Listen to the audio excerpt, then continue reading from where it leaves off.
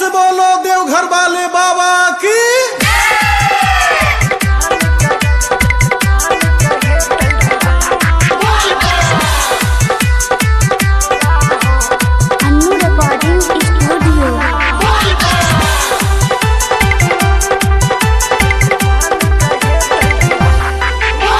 लोभर के शादी कराई देला, हमरा हो बाबा कनाई देला।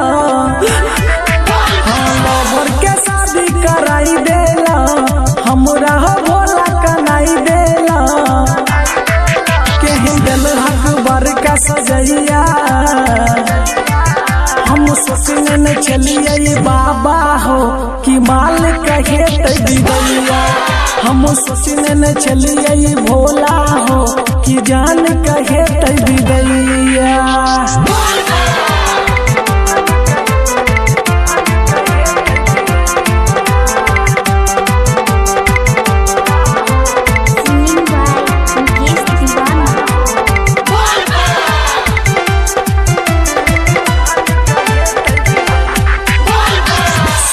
बाबा तोरा पूजलिया तैयो बनेला न जोड़ी हो। एते जल्दी कोना क देल हक रहे कोन मजबूरी हो। सब दिन बाबा तोरा पूजलिया तैयो बनेला न जोड़ी हो। एते जल्दी कोना क देल हक रहे कोन मजबूरी हो। गाम गाम जाकर खोजलिए,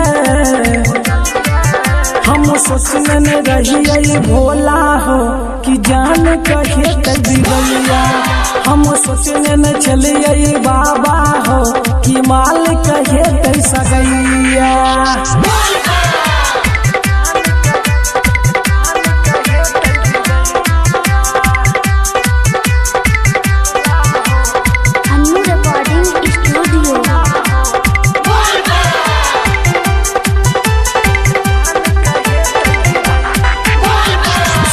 पवन के हंसपुरेला मुकेश के केला बेकार हो।